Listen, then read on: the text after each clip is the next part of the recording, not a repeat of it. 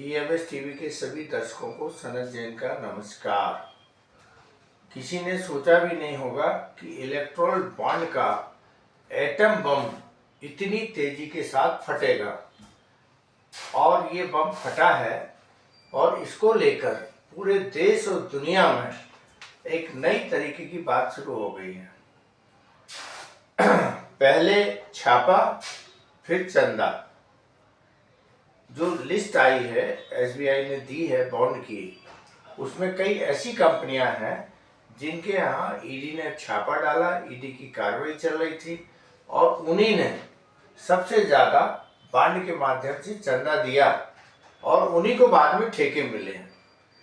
तो ये एक सरकार में जो लोग बैठे हुए थे, उन्होंने बॉन्ड के माध्यम से ये कहने में कोई संकोच नहीं होना चाहिए कि भ्रष्टाचार का, काले धन का एक नया रास्ता खोल लिया था कि आप हमें पैसे दो, बदले में हमसे काम ले जाओ, और ये हुआ है। अब ये बातें सब खुल के सामने आ रही हैं। भगवान राम के नाम से भारतीय जनता पार्टी ने जो राम मंदिर बन रहा था, या राम की आस्था या हिंदू आस्था को लेकर जो लोगों ने एक अवतारी पुरुष के रूप में प्रधानमंत्री नरेंद्र मोदी को देख लिया था और उनके ऊपर जो आंख बंद करके विश्वास कर रहे थे, मुझे लगता है कि जो इलेक्टोरल बॉन्ड की जानकारी सामने आई है, उसके बाद लोगों के विश्वास में कहीं ना कहीं कमी तो आएगी। लोग जैसे आंख मूंछ के बोलते थे कि विश्वास करते, मोदी जी जो कहते हैं या भाजपा जो करती है उसके ऊपर विश्वास था और उसका कोई जवाब इनसे नहीं मांगता था। लेकिन पहली बार इलेक्टोरल बॉन्ड ने एक नई दिशा और दशा दे दी लोगों को सोचने की कि नहीं, ऐसा नहीं है, और बहुत सारे काम ऐसे हुए हैं जो इस सरकार को नैतिकता के आधार पर कहीं ना कहीं कटघरे में खड़ा कर रहे हैं। सबसे ज़्यादा चंदा इलेक्टोरल बॉन्ड के माध्यम से भारतीय जनता पार्टी को मिला है। दूसरे नंबर पर पश्चिम बंगाल की सरकार, जो एक पश्चिम बंगाल के राज्य में है, उसको उसके बाद दूसरे नंबर पे सबसे ज़्यादा चंदा मिला है। केंद्र में भारतीय जनता पार्टी की सरकार थी। जांच एजेंसी ईडी को लेकर तरह तरह से पिछले एक साल से बात हो रही थी कि ये जहाँ जहाँ छापा डालती है, उसके बाद या तो नेता भारतीय जनता पार्टी ज्वाइन कर लेते हैं, या जिन जगहों पे छापे डले होते हैं उनके जो बाद में उनकी कार्रवाई रुक जाती है। तो अब इलेक्टोरल बॉन्ड के माध्यम से ये खुल गया है कि जहाँ जहाँ ईडी ने छापे डाले हैं और वहाँ के लोगों ने फिर इलेक्टोरल बॉन्ड के माध्यम से चंदा दिया है, और वो चंदा निश्चित रूप से केंद्र की सत्तारूढ़ पार्टी के पास पहुँचा है। इसके कारण अब लगता है कि ईडी भी बहुत जल्दी इसमें दायरे में आ जाएगी और ईडी के ऊपर भी जल्दी बम फूट सकता है। दूसरा, बहुत बड़ी बड़ी कंपनियों ने इसमें चंदा इलेक्टोरल बॉन्ड के जरिए नहीं दिया है। लोग इस बात पे भी आश्चर्य कर रहे हैं कि जो बहुत बड़ी बड़ी कंपनियां थी, जो सरकार के बहुत खास थी और सरकार ने उन्हें बहुत सारे काम दिए हैं, लेकिन इलेक्टोरल बॉन्ड में उनके नाम देखने को नहीं मिले। तो अब इससे पीएम केयर फंड को लेके भी एक बात होने लगी है कि पीएम केयर फंड में जो पैसा जमा होता है उसकी भी जानकारी कभी उजागर नहीं होती है।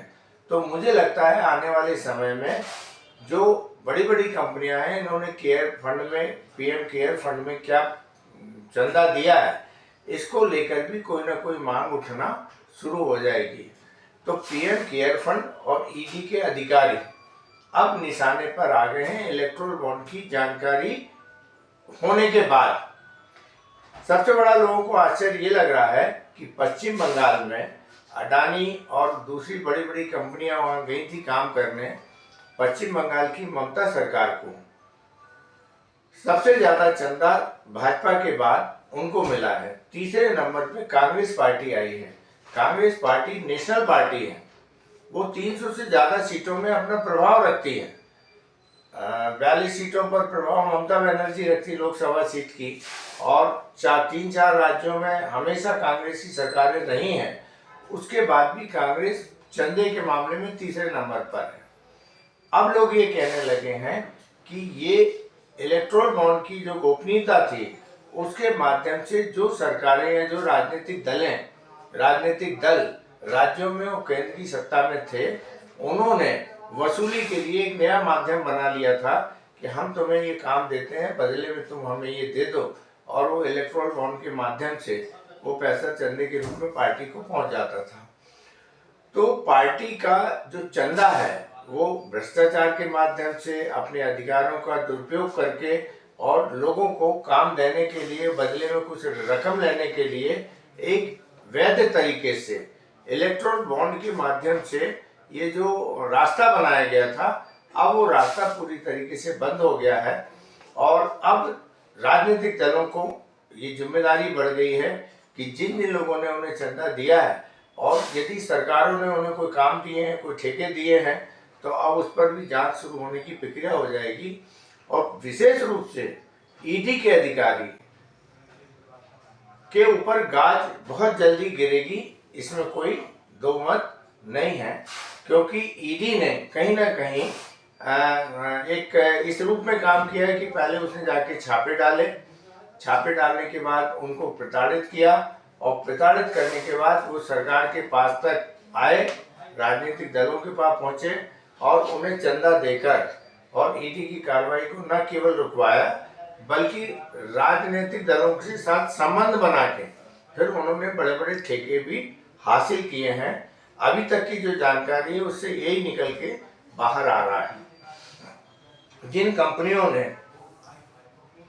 सबसे ज्यादा चंदा दिया है उनमें पहला नाम आता है future trading and hotel resort.